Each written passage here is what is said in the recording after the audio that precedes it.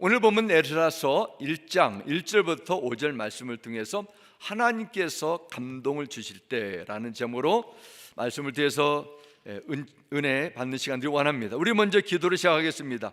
주 여호와 아버지 하나님, 성령께서 우리의 복잡하고 혼탁한 너무 많은 것으로 채워진 우리의 심령을 회복하여 주시고 진리의 말씀의 빛으로 우리를 일깨워 주시고 생명의 길로 하나님 기뻐하는 참된 진리의 길로 우리를 인도함 받기를 원합니다. 성령 하나님, 이 시간을 온전히 주장하여 주옵고 예수님의 이름으로 기도드렸습니다. 아멘. 여러분 가운데 학교 생활을 하시면서 다양한 주제로 또 다양한 내용을 배운 경험이 있을 줄 압니다. 특별히 여러분 가운데 한국 역사, 동양, 서양 역사를 배울 수 있는 기회를 다 가졌을 것입니다. 저도 한국에서 학교 생활을 할 때 한국 또 동양 서양사를, 그리고 대학에서도 서양 역사를, 신학교에서는 기독교 교회 역사에 대해서 배우고 논문들을 쓴 기억이 납니다. 하지만 지금 뒤돌아보면은 역사에 깊은 관심을 두고 흥미를 가지고 공부했기보다는 졸업을 하기 위해서, 좋은 성적을 거두기 위해서, 학점을 이수하기 위해서 역사를 공부하지 않았나, 그런 아쉬움이 제 마음에 남아 있습니다. 그리고 나중에 시간이 기회가 된다면은 역사를 좀 더 깊이 공부하고자 하는 개인적인 바람이 있습니다. 역사를 배우고 기억해야 할 여러 가지 이유로 설명할 수 있지만은 가장 중요한 첫 번째 이유는 과거를 정확히 이해하고 현재를 비춰보고 미래를 내다볼 수 있기 때문입니다. 역사를 통해서 반복되는 실수나 잘못, 어려움을 피할 수 있고 더 나은 미래를 준비하고 현재를 바로 해석할 수 있는 지혜를 얻게 됩니다. 그래서 한국의 고도원이라는 작가는 역사 공부의 중요성을 이렇게 설명합니다. 역사는 그 나라의, 그 민족의 혼이요 정신이다. 사람이 정신을 잃어버리면 혼미해지는 것처럼 민족이, 국가가 역사를 잃어버리면 미래가 혼란에 빠지게 된다. 아놀드 토인비라는 영국의 역사학자는 인류 문명의 역사를 아래와 같이 정리했습니다. 역사는 똑같은 원리에 의해서 하나의 문명이 부흥하고 똑같은 원리에 의해서 하나의 문명이 몰락하는 반복의 과정이다. 역사를 통해서 중요한 교훈을 배울 때 나라가 흥왕하지만 역사를 통해서 지난날의 실수와 지난날의 허점을 망각해 버릴 때 나라가 위기에 처하거나 무너진다는 것입니다. 성경, 특별히 구약 성경에는 이스라엘의 역사가 많이 담겨져 있습니다. 하나님께서 성령의 감동을 통해 기록한 말씀의 상당한 부분은 역사인 것을 볼 때 그리스도인으로서, 하나님 나라의 백성으로서 역사를 배우는 것이 얼마나 중요한가를 알 수 있습니다. 하나님은 살아계십니다. 역사를 주관하고 계십니다. 오늘 우리가 불렀던 찬양 속에서 하나님은 만유의 주가 된다 했습니다. 온 우주 만물을 완전히 통치하시는 그런 전능하신 하나님이십니다. 구약 이스라엘 백성들은 하나님의 백성, 이 은혜 시대에 사는 자와 또 새로운 이스라엘 백성의 신분을 받은 모든 주의 백성들입니다. 이스라엘 백성들의 역사는 이런 면에서 여러분과 저의 신앙의 역사, 주의 예수의 이름을 세운 교회의 성도의 역사라고 볼 수 있습니다. 과거 이스라엘 백성들이 당했던 환난과 고난, 징계의 실수와 넘어짐은 오늘을 사는 모든 성도들이 겪는 환난과 고난이 될 수 있고, 어쩌면 또 징계 재직이 될 수가 있고, 반대로 이스라엘 백성들이 경험했던 축복, 그들의 회복과 부흥은 오늘 우리 교회와 성도들의 복과 회복과 부흥이 될 수 있습니다. 그렇다면 하나님 앞에 우리가 해야 할 것이 무엇입니까? 구약 성경의 말씀을 더욱더 깊이 연구하고 역사를 통해 주시는 하나님의 일하심, 하나님의 약속, 하나님의 말씀을 가슴 깊이 새겨야 됩니다. 그래서 이사야 46장 9절을 말씀합니다. 너희는 옛적 일을 기억하라. 나는 하나님이라, 나 외에 다른 이가 없느니라.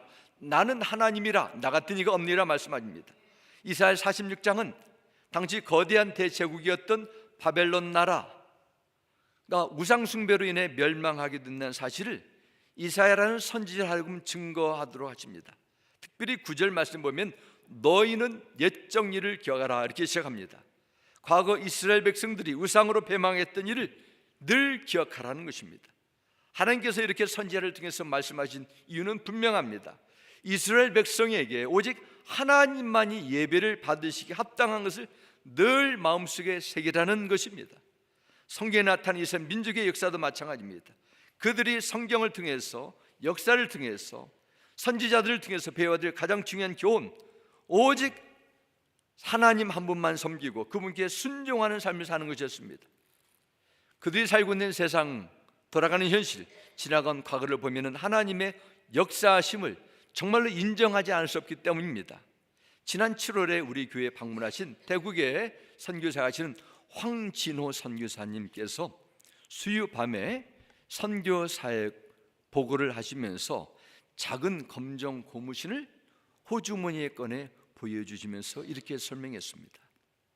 이 검정 고무신은 내가 초등학교 시절 고아원 생활할 때 신었던 신발입니다.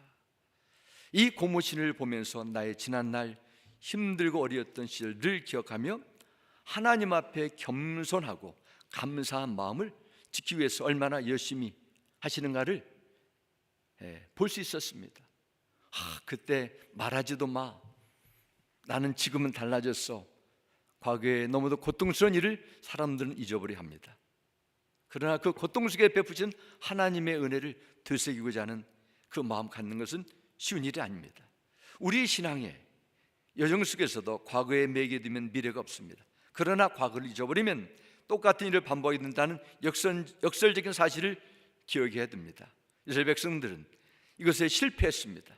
그리고 처절한 하나님의 고난과 주시는 징계 시기를 겪었지만은 우리는 이 역사를 반면교사로 삼아 이렇게 하지 말아야 되겠다. 우린 지혜를 습득해야 됩니다. 이것이 우리가 앞으로 배울 에스라를 통해서 배울 수 있는 중심 메시지고 성경 전체에 증거하고 있는 말씀 가운데 한 부분입니다.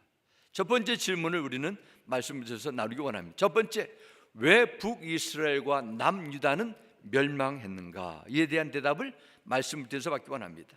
이스라엘 민족이 하나님께서 행하신 놀라운 일들을 잘 기억하고 약속을 지킬 때 나라는 부흥하고 든든히 세워졌습니다. 그러나 그들이 하나님을 버리고 하나님의 약속을 깨트리고 우상에 빠질 때는 어김없이 나라가 어지러웠고 환난을 당했습니다. 구약성경 사사기를 비롯해 열왕기, 역대기체를 보면 아주 잘 기록하고 있습니다. 이스라엘 백성들은 이러한 사실을 성경에 기록된 말씀과 역사를 통해서 분명히 귀로 듣고 눈으로 보고 그들의 삶을 통해서 배웠습니다. 다윗 왕의 아들 솔로몬이 왕이 된 이후에 이 사실을 기억하고 하나님의 말씀대로 살았습니다. 그러나 이것은 잠시 제한적인 기간이었습니다.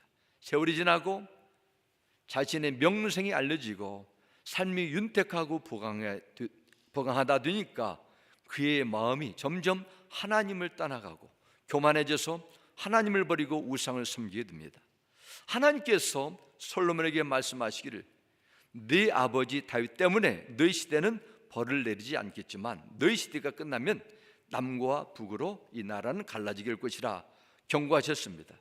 그리고 솔로몬이 죽자마자 이스라엘 왕국은 북이스라엘과 남유다로 분단되었습니다. 그 후에 주전 721년경, 그러니까 지금부터 약 2700년 전입니다. 북이스라엘은 아수르 나라의 침공을 받아 멸망하고 북이스라엘 수도였던 사마리아에는 이방 민족들이 그 민족들이 이주해 오게 되고 그곳에 혼혈 민족이 살게 됩니다. 그들이 신약 성경에서 말하는 사마리아인들입니다. 그리고 남유다는 북이스라엘 나라가 멸망한 약 100년이 지나고 바벨론의 느부갓네살에 의해서 세 차례에 걸쳐 침략당하고 기원전 586년경에 수도 예루살렘이 함락당하는 그런 결과로 멸망하게 됩니다. 그때 예루살렘 성전도 멸망하고 무너졌고 많은 사람들이 바벨론으로 포로로 끌려갔습니다. 이스라엘 백성들은 나름대로 종교적인 열정으로 열심히 절기를 지키고 금식까지 하면서 신앙생활을 했는데 왜 바벨론의 포로로 끌려가게 되고 나라는 망하게 되고 비참만 살게 됐는지, 그리고 이 상황 속에서 왜 하나님은 침묵하고 계시는가, 그들은 따지고 의문합니다. 이때 하나님은 이사야 선지자를 통해서 이렇게 말씀하십니다. 그 내용이 59장 1절과 2절입니다. 여호와의 손이 짧아 구원하지 못하심도 아니요 귀가 둔하여 듣지 못하심도 아니라 오직 너희 죄악이 너희와 너희 하나님 사이를 갈라놓았고 너희 죄가 그의 얼굴을 가리어서 너에게 듣지 않으시게 함이니라. 대답을 주십니다. 에스겔서 2장 3절 4절에도 말씀합니다. 그가 나에게 말씀하셨다. 사람아, 내가 너를 이스라엘 자손에게 곧 나에게 반역만 해온 민족에게 보낸다. 그들은 그들의 조상처럼 이날까지 나에게 죄만 지었다. 얼굴이 뻔뻔하고 마음이 굳을 대로 굳어진 바로 그 자손에게 내가 너를 보낸다. 너는 그들에게 주 하나님께서 이와 같이 말씀하신다 하고 말하여라 말씀합니다. 왜 하나님께서 특별히 구별하셔서 택하신 이스라엘 민족을 바벨론의 포로가 되게 하셨습니까? 그리고 70년의 기나긴 세월 동안 환난의 기간을 허락하셨습니까? 그 원인에 대해서 하나님께서 분명하게 진단해 주십니다.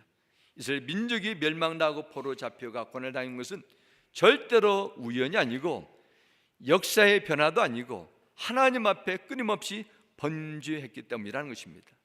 그들이 행한 가장 큰 범죄는 우상 숭배였습니다.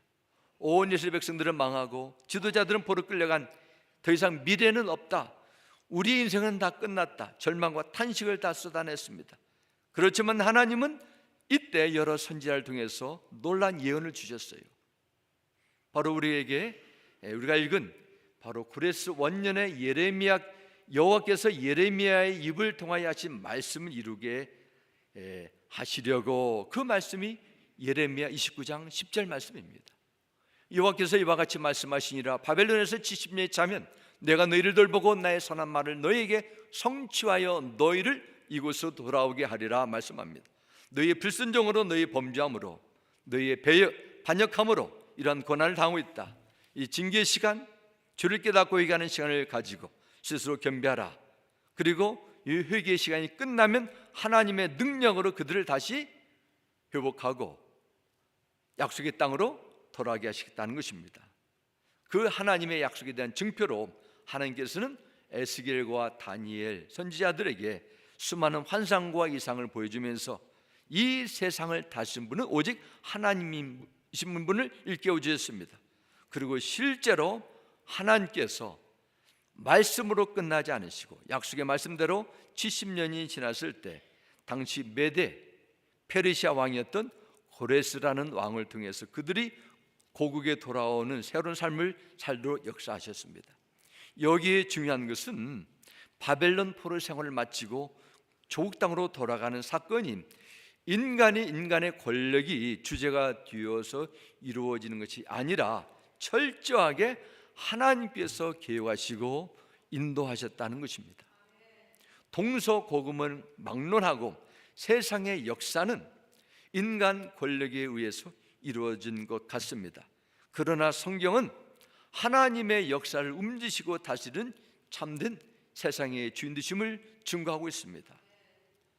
사람들은 하나님께서 행하신 일은 교회 안에서 믿는 자들에게만 제한돼서 이해하는 경향이 있습니다. 그러나 하나님은 교회 안에서, 교회 밖에서도 믿는 성도들을 통해서, 믿지 않는 고레스와 같은 사람을 통해서도 놀라운 일을 행하신다는 사실입니다. 하나님은 문자 그대로 좀 온 나라를 통치하시는 왕 중의 왕이십니다. 만유의 주가 되시기 때문입니다. 이 세상 모든 것을 움직이시고 약속하신 대로 성취하시는 하나님은 그런 맘껏 무작위적으로 일하십니까? 아닙니다. 특별한 사람을 통해서 일하십니다. 그럼 하나님은 어떤 사람을 통해서 하나님의 나라가 세워지고 일을 행하실까요? 대답은 하나님은 감동에 반응하는 자를 통해서 일하신다는 것입니다. 오늘 보면 2절과 3절 다시 보겠습니다. 바사왕 고레스는 말하노니 하늘의 하나님 여호와께서 세상 모든 나라를 내게 주셨고 나에게 명령하사 유다 예루살렘의 성전을 건축하라 하셨나니 이스라엘의 하나님은 참신이라. 너희 중에 그의 백성 된 자는 다 유다 예루살렘을 올라가서 이스라엘의 하나님 여호와의 성전을 건축하라. 그는 예루살렘에 계신 하나님이시라. 이렇게 페르시아 왕 고레스는 포로를 생활한 유대인들이 예루살렘에 돌아가도록 허락하면서 이런 놀라운 메시지를 전달합니다.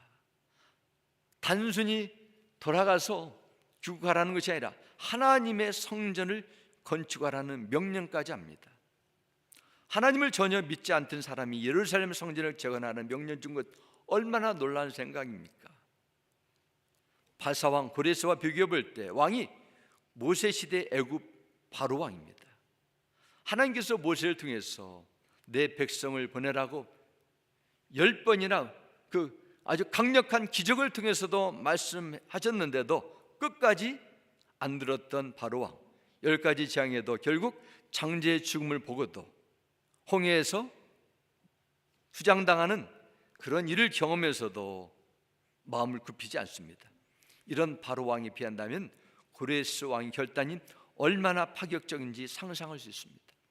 예를 들자면 1935년 8월 15일 일본의 황제가 항복을 하게 되면서 일본에 사는 조선인들이 다 돌아가라 그런 말뿐만 아니라 가서 주님의 교회를 세워라. 어떻게 그런 말이 나올 수 있겠습니까? 하나님이 하셨다는 것입니다. 더 놀라운 것은 이 고레스라는 왕이 하나님의 도가 될 것임을 고레스 왕이 태어나기 200년 전에 이사야서를 통해서 특별히 44장과 45장의 예언으로 기록한 것입니다. 이사야 45장 1절과 4절 보면 이렇게 말씀합니다. 나 주가 기름 부어 세운 고레스에게 말한다. 내가 너의 오른손을 굳게 잡아 열방을 내 앞에 굴복시키고 왕들의 허리띠를 풀어놓겠다. 내가 가는 곳마다 한 번 열린 성문은 닫히지 않게 하겠다. 고레스는 들어라. 4절에도 내가 너를 지명하여 부른 것은 나의 종 야곱 내가 택한 이스라엘을 도려 함이었다. 하나님의 약속이 이스라엘이 멸망이 전에 활동했던 이사야 선지자를 통해서 주십니다. 그 후에 150년이 지났습니다. 페르시아 고레스 왕이 이스라엘 포로로 예루살렘의 성전 건축을 위해서 어떤 일을 하게 될 것인가 그 예언을 하게 되고 하나님의 예언대로 그 말씀을 하나도 어김없이 성취하십니다. 역사가들은 아마 고레스 왕이 유대인들의 환심을 사기 위해서 이러한 아주 깜짝 놀랄 명령을 하게 됐다 이렇게 추측합니다. 그러나 성경은 그렇게 말씀하지 않아요. 오늘 보면 1절 다시 보겠습니다. 어떻게 하셨어요? 하나님께서 말씀을 이루게 하시려고 바사왕 고레스의 마음을 감동시키며 하십니다. 여호와께서 바사왕 고레스의 마음을 감동시켜서 이런 일이 일어났다고 성경 기록합니다. 고레스를 향한 하나님의 감동은 예루살렘으로 기왕하는 것과 성전 건축하는 것으로 끝나지 않았습니다. 5절 말씀을 보면 이렇게 기록합니다. 이대 이의 유다와 베냐민 족장들과 제사장들과 레위 사람들과 그 마음이 하나님께 감동을 받고 올라가서 예루살렘의 여호와의 성전을 건축하고자 하는 자가 다 일어나니 기록합니다. 이스라엘 백성들이 고기에 돌아가서 하나님의 성전을 건축하기 위해서 유대인 정치 종교 지도자들 가운데 전부가 아니라 하나님의 감동을 받은 사람들을 일으켜 세워 건축을 시작하셨답니다. 이처럼 강력한 감동을 하나님께서 주셨는데 감동에 반응하는 백성들이 없다면 어떻게 하나님의 일들이 하겠습니까? 그래서 성령님은 누구보다도 하나님의 백성들의 마음을 먼저 감동시킵니다. 성경 말씀을 보면 하나님께서 주신 감동을 받고 믿음으로 반응하는 사람들의 이야기로 채워져 있습니다. 이스라엘 두 번째 왕이었던 다윗은 어느 누구보다도 하나님의 감동을 소중히 여겼습니다. 그리고 그가 죄에 넘었을지라도 그 감동을 회복하기 위해서 하나님께 울부짖며 매달렸습니다. 주여 성령을 내게 거두어가지 마옵소서. 하나님의 도움을 구합니다. 사무엘하 23장 1절 2절은 다윗이 이렇게 고백합니다. 이것은 다윗의 마지막으로 남긴 말이다. 이세 아들 다윗이 말한다. 높이 이렇게 세움을 받는 용사, 야곱의 하나님이 기름 부어 세우신 왕, 이스라엘의 아름다운 질을 읊는 사람이 말한다. 주님의 영이 나를 통하여 말씀하시니 그의 말씀이 나의 혀에 담겼다 말씀합니다. 그 노래가 자신의 감정이나 생각을 말하는 것이 아니라 주님의 영, 곧 성령님의 감동으로 기록된 것이라는 뜻입니다. 여기서 알아야 할 것은 시편에 기록된 찬양시 기도시를 포함해서 다윗의 노래만 성령의 감동으로 기록한 것이 아니라는 것입니다. 신구약 성경 66권 전체는 모두 성령의 감동으로 기록된 하나님의 말씀입니다. 모든 성경은 인간의 문학적인 재능, 상상력을 동원한 창작물이 아니라 인간의 능력과 생각을 초월해서 일하시는 성령님께서 인간 저자의 심령을 감동하심을 통해 하나님의 뜻과 계획을, 약속을 우리에게 전하여 주신 영원 불변한, 전혀 오류가 없는 절대적인 권위를 가진 말씀이라는 것입니다. 그래서 이사야 선지자는 이사야에서 34장 16절 이렇게 기록합니다. 너희는 여호와의 책에서 찾아보라. 이것들 가운데 빠진 것이 하나도 없고 제 짝이 없는 것이 없으리니 이는 여호와의 입이 이를 명령하셨고 그의 영이 이것들을 모으셨음이라 말씀합니다. 여기서 이것들은 하나님의 말씀입니다. 성령께서 하나님의 말씀을 다 모아주셨다는 성경이 기록합니다. 그래서 디모데후서 3장 16절은 모든 성경은 하나님의 감동으로 든 것으로 교훈과 책망과 바르게 함과 의로 교육하기에 유익하니 말씀합니다. 여러분, 성경은 어떠한 한 사람이, 몇 사람이 기록한 것이 아닙니다. 우리가 성경을 읽다 보면은 한 가지 놀라운 사실을 발견하게 되는데, 무려 1500년에 걸쳐 40여 명의 저자들을 통해서 그들이 가진 다양한 경험, 직업, 신분들을 가진 그들이 기록했는데도 똑같은 주제와 똑같은 띠을 가지고 기록했다는 사실입니다. 수많은 사람들이 성경의 모순을 허점을 찾아내려고 애썼지만 다 실패로 돌아갔습니다. 여러분, 찰스 헤스턴 주연의 배너라는 영화를 다 아실 것입니다. 배너의 원작은 소설 배너입니다. 원래 소설책을 영화로 제작한 것입니다. 그런데 이 소설의 작가인 루 윌리스란 사람은 원래 무신론자예요. 기독교에 대해서 좋지 않은 감정을 가지고 있었습니다. 남북전쟁 당시 장군이자 작가였던 이 윌리스가 사실은 인디아나주 출신이에요. 그리고 대부분의 삶을 저희 교회에서 약 50마일 정도 떨어진 크로스빌이라는 곳에서 살았습니다. 그리고 또 베너도 그곳에서 저술을 했다고 합니다. 박물관도 거기 있어요. 그런데 그가 자기 친구에게 이렇게 다짐했다고 합니다. 기독교의 신화를 영원히 없애버릴 책을 써서 인류를 예수에게 매이는 그 압박, 굴레로부터 벗겨주자, 그런 다짐을 하고 성경이 오류투성인 것을 증명하기 위해서 도서관에 많은 자료들을 수집하고 성경을 연구하기 시작했습니다. 드디어 집필에 들어간 그 윌리스가 책 1장에서 예수님에 대한 모든 내용은 허구라는 글을 담았습니다. 그러나 2장의 첫 페이지에 들어가서 예수가 나의 구주 하나님이라는 것을 부인할 수 없는 사실에 무릎 꿇고 부르짖으며 자기의 신앙을 고백하기 시작했습니다.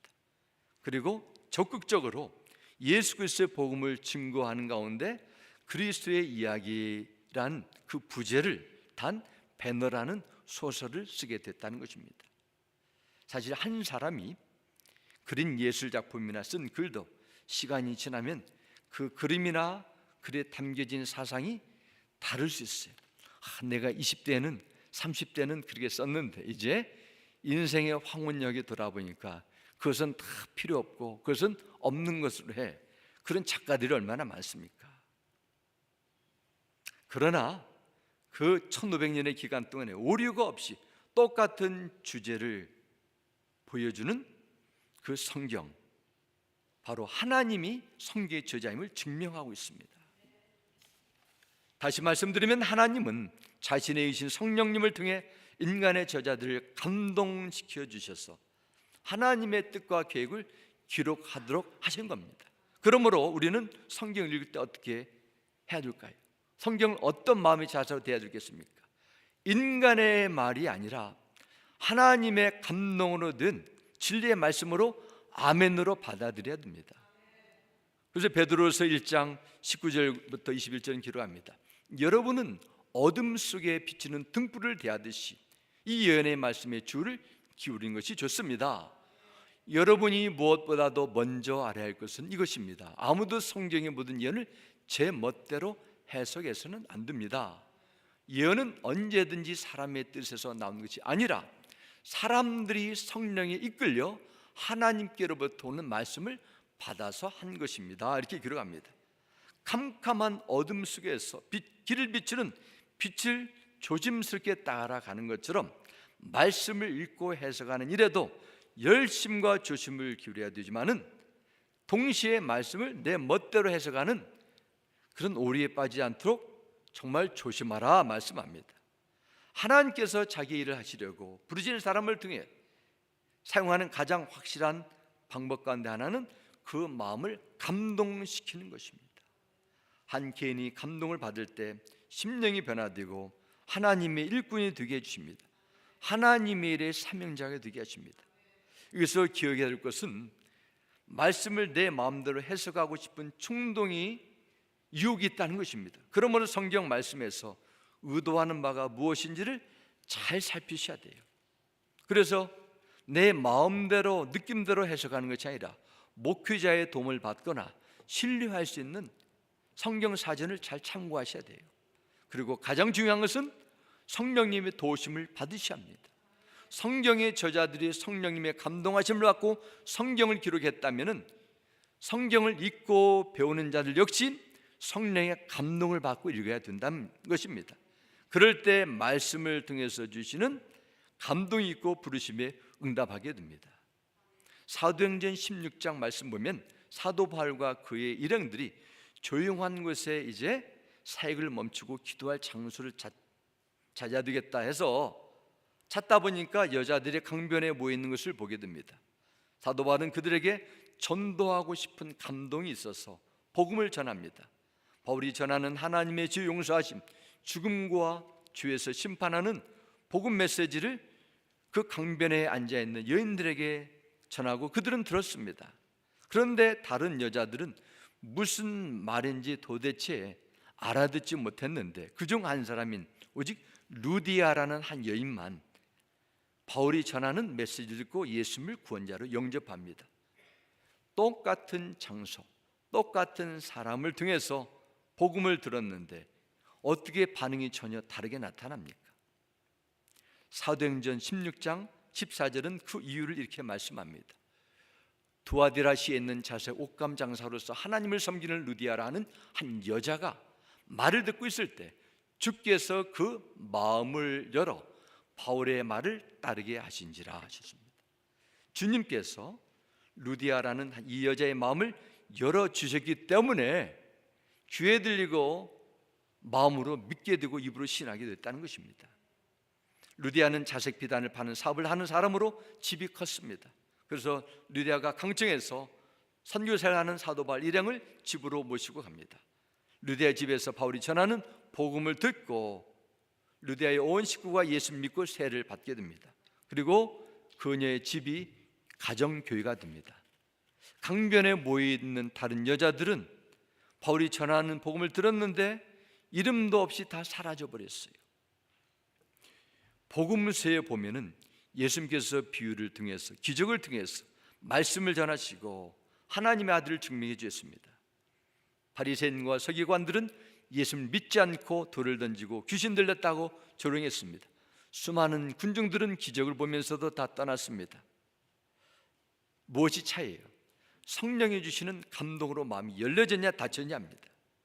사랑하는 성도 여러분, 오늘 여러분과 제가 예수 믿고 예배 자리에 나오게 된 것은 다른 사람보다도 도덕적으로 깨끗해서가 아닙니다. 종교적인 열심이 더 뜨거워서도 아닙니다. 하나님께서 우리 모두의 마음에 감동해 주셔서 예수를 믿고 신앙을 생활하게 된 것을 인정하시기 바랍니다.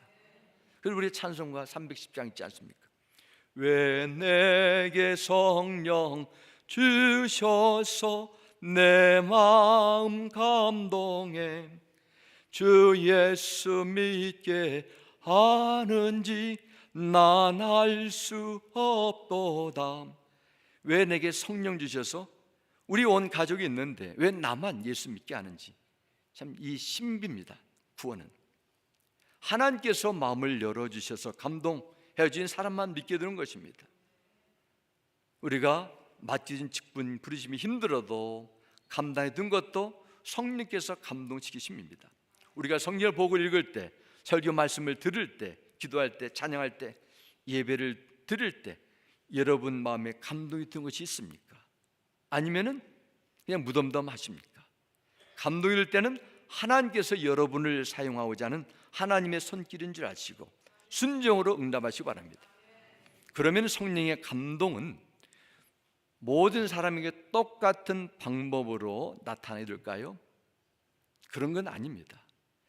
대부분의 성도들은 말씀의 감동을 통해서 위로받고 내가 듣기 원하는 메시지를 좋아하고 그와 같은 설교 듣게 되면 감동이 있었습니다 이렇게 이야기합니다. 그러나 자신들에게 부담이 되고 듣기 원하지 않는 설교를 하면 은혜가 없고 감동도 없다고 말합니다. 그것은 옳은 생각이 아니에요.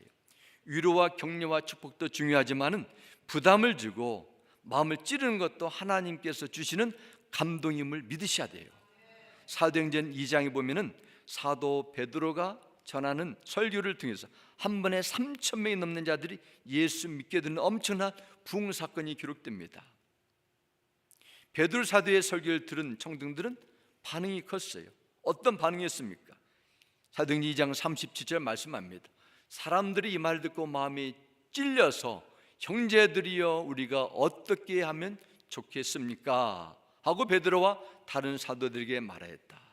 베드로가 대답하였다. 회개하십시오.